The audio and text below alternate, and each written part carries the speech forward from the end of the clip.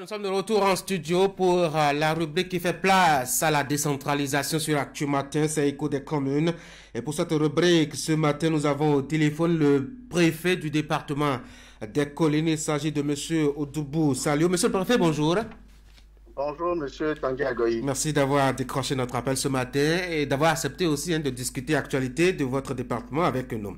Alors, le département des collines a été au cœur de questions d'insécurité avec une singularité, les enlèvements et demandes de rançon. Il y a eu un dernier cas récemment et qui a marqué les esprits. C'était à Savais où c'est un riche homme d'affaires qui a été enlevé et qui a dû payer la rançon pour recouvrer un peu sa liberté. Monsieur le préfet, d'où viennent ces actes?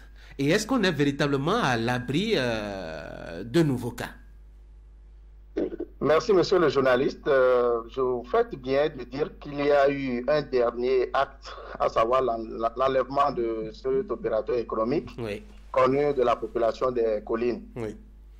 Mais je peux vous dire que depuis cet événement malheureux survenu dans la nuit du 10 avril 2023, qui a coûté la vie à un de nos citoyens, il n'y a pas eu d'autres cas.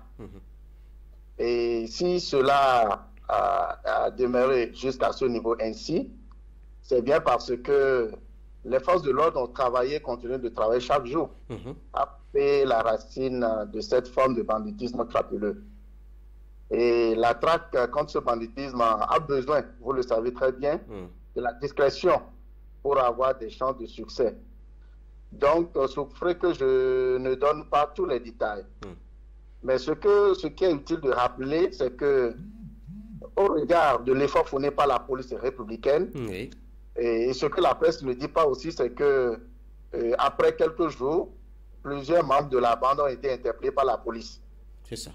Et c'est pour vous dire que ce phénomène, c'est vrai, on a connu quelques cas dans le département, mais les forces de l'ordre et nous-mêmes, autorités à divers niveaux, nous travaillons pour que ce genre d'événement ne se répète plus. Et vous devez aussi reconnaître avec moi que certaines communes souffrent de leur proximité avec les pays voisins. Et cela est connu. Vous parlez en l'occurrence de la commune de Ouessé, par exemple? La commune de Ouessé, tout au long, il y a la commune de Savais, du côté de l'Est, et du côté de l'Ouest aussi, il y a la commune de Savalou, la commune de Pantais, j'en passe. Donc, c'est pour vous dire que l'État est bien conscient de cette situation, des difficultés de la population, les populations frontalières, et c'est pour cela que l'État central poursuit inlassablement cet effort et met chaque jour ce qu'il faut pour que la présence policière en ces frontières soit remarquable. D'accord. Monsieur le préfet, c'est entendu, on espère véritablement qu'il n'y aura plus, en tout cas, de cas très prochainement, même si insécurité zéro, il n'y en a pas véritablement. Alors, il n'y en a pas, mais je voudrais profiter, si vous le permettez bien, de votre antenne pour lancer un appel à la population, à toute la population du département, et demander à ce que ils fassent confiance à la police et aux autorités que nous sommes. Parce que vous savez, quand il y a ces genres d'enlèvement, parce que les gens craignent pour leur vie, ce qui semble normal par ailleurs, c'est qu'ils ne collaborent pas avec la police, ils ne collaborent pas avec les autorités et préfèrent payer la rançon pour recouvrir leur liberté. Alors que la police est bien outillée, a les moyens nécessaires pour les sortir d'affaires sans paiement de rançon. Et pour le cas justement de Savais, vous aviez dit la bande a été arrêtée. Est-ce que la rançon payée entre-temps a été récupérée?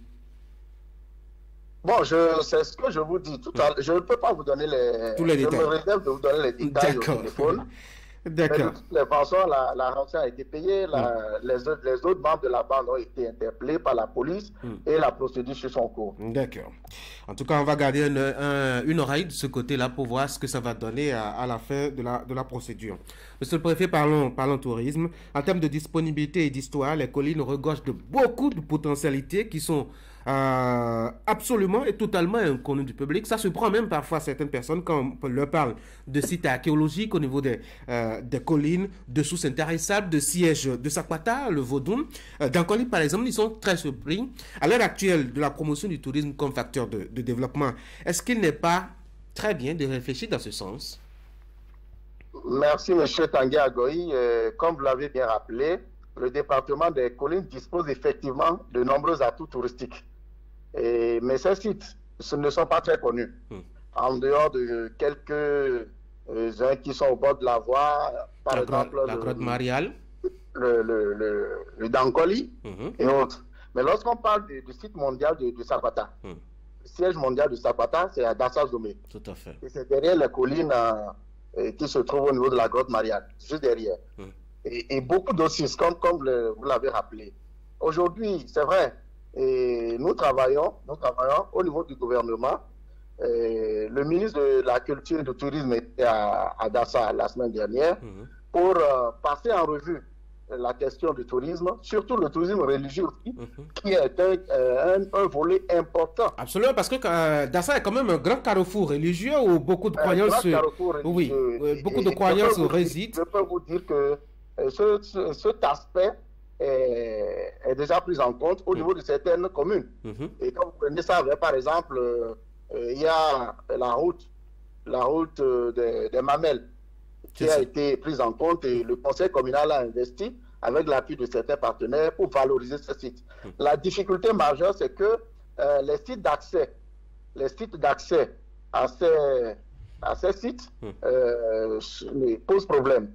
Et donc, les voies sont en mauvais état, mais il y a un programme PASVA qui est venu déjà depuis l'année dernière pour recenser et prendre en compte, je crois déjà, 3 ou 4 communes sur 6 pour améliorer ou reprofiler les voies d'accès à ces sites-là. C'est ça. Et donc, en termes de tourisme, si je peux m'exprimer en ces termes-là, le département des collines est en train de se positionner.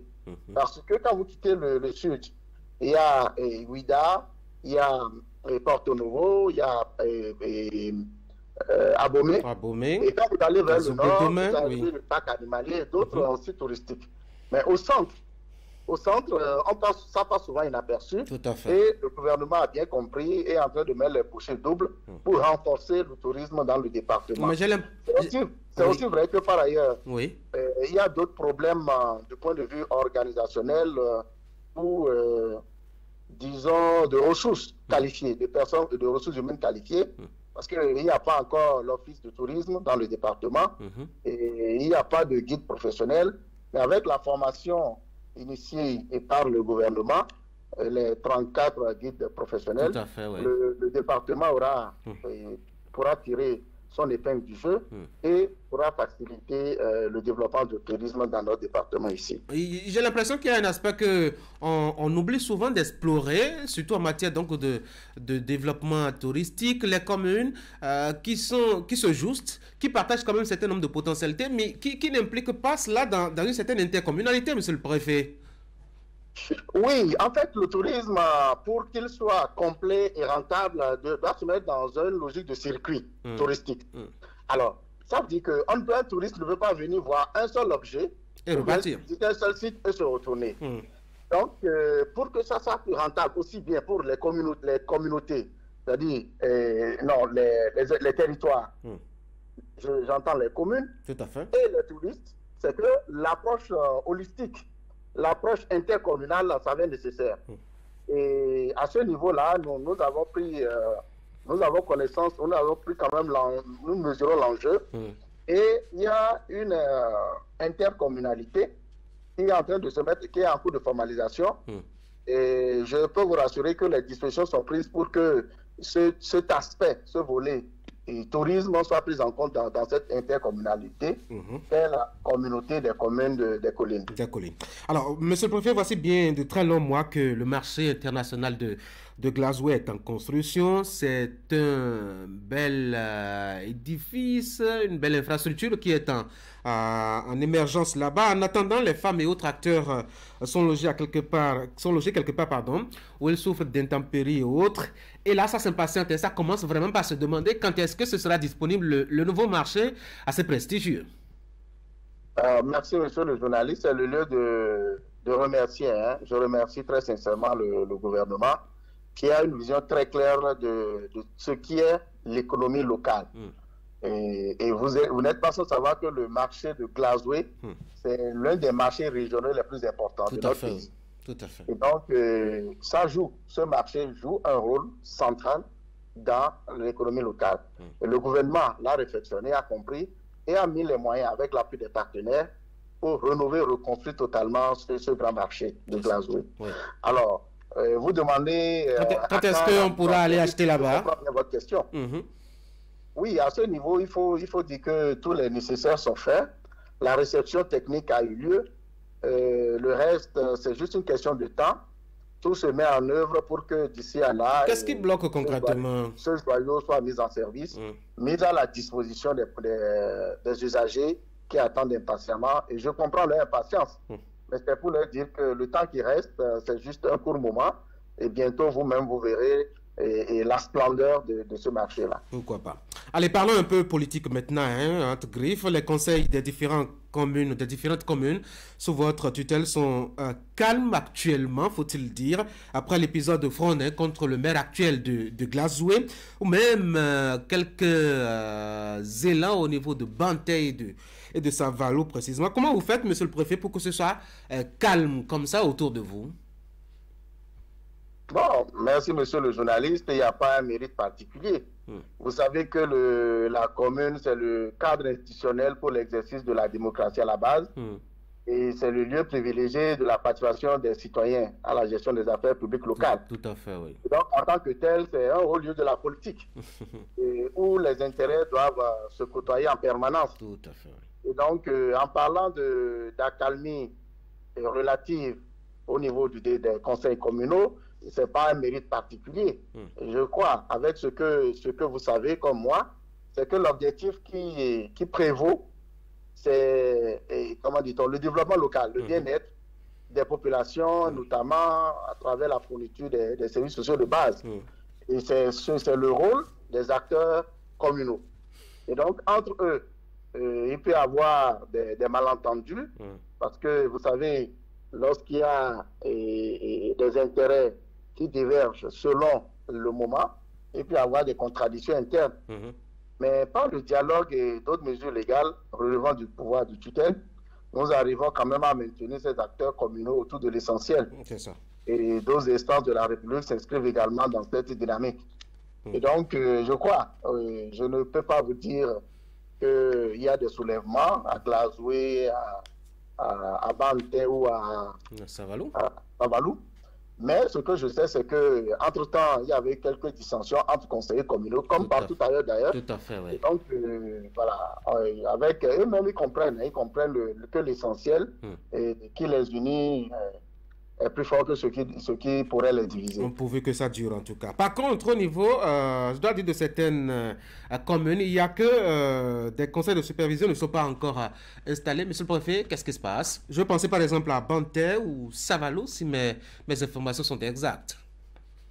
Oui, ben, c'est vrai que, vous savez, au regard des textes, les conseils de supervision sont de nouveaux organes à installer. Tout à fait, oui. Et donc, au regard de quelques difficultés, compte tenu de quelques difficultés, et certains conseils de supervision n'ont pas pu être installés jusqu'à maintenant. Mais les dispositions sont tentées d'être prises pour que ces conseils de supervision soient installés.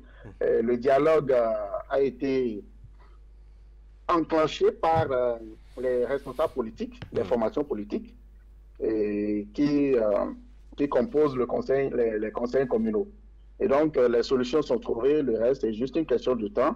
Nous allons passer à l'installation de ces conseils de supervision, qui sont des organes importants pour la gestion de nos collectivités territoriales. Un mot rapidement sur la transhumance. Les collines, ça connaît aussi ce phénomène. Cette année, il me semble que les effets ont été moindres. Oui, merci, monsieur le journaliste. La transhumance est un phénomène qui est récurrent chez nous, ici, dans les collines. Et comme vous le savez, c'est souvent la gestion est souvent compliquée. Et qu'il vous souvienne que entre-temps, ou bien récemment, il y avait eu un affrontement meurtrier entre les éleveurs et les agriculteurs à Soklobo. À Soklobo, oui, dans la commune de Dassa. Il y a eu dans les autres communes, je ne veux pas me mettre à lister, Mais ce que je peux vous dire, c'est que l'effort de sensibilisation, notre implication personnelle et ceux des acteurs et de la chaîne de la transhumance, chacun s'est investi pour que nous ayons vraiment un peu de temps, un peu d'accalmie. Et ce que nous faisons, c'est que nous ne prenons pas parti et nous avons toujours comme prédilection à montrer aux gens et aux acteurs que tous les acteurs sont importants et aucun acteur ne peut renvoyer ou chasser l'autre. Donc, autant l'agriculteur a besoin de l'éleveur, autant l'éleveur a besoin de l'agriculteur. Donc, nous espérons, avec le projet PROCER que le gouvernement a mis en place, que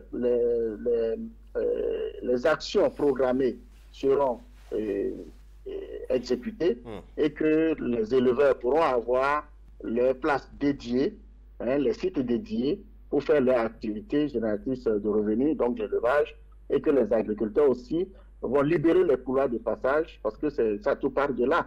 Lorsque les animaux passent, ils ont un couloir de passage, et que l'éleveur va installer son champ sur ces couloirs de passage, et donc quand les animaux passent, ils broutent les champs, et tout de suite, ils ne voient pas, est-ce que je suis en règle? Nous-mêmes, nous prenons des mesures pour que, dorénavant, les couloirs de passage soient sécurisés juridiquement, ce qui n'était pas le cas par le passé. Et donc, il y a aussi que les éleveurs, certains, quittent carrément les couloirs de passage et se retrouvent dans les champs. Et lorsque l'agriculteur arrive, il se met en courroux, les affrontements commencent et puis c'est des affrontements métriques que nous enregistrons malheureusement.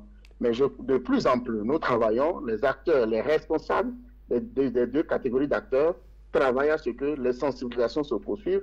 Et j'appelle à l'instant même l'accompagnement des élus communaux, à savoir les chefs de village, les chefs d'arrondissement, et aussi la police républicaine qui accompagne les agents des directions départementales de l'agriculture, de l'élevage et de la pêche, pour que chacun joue convenablement sa partition, afin que nous n'enregistrons plus ce genre d'affrontement entre agriculteurs et éleveurs.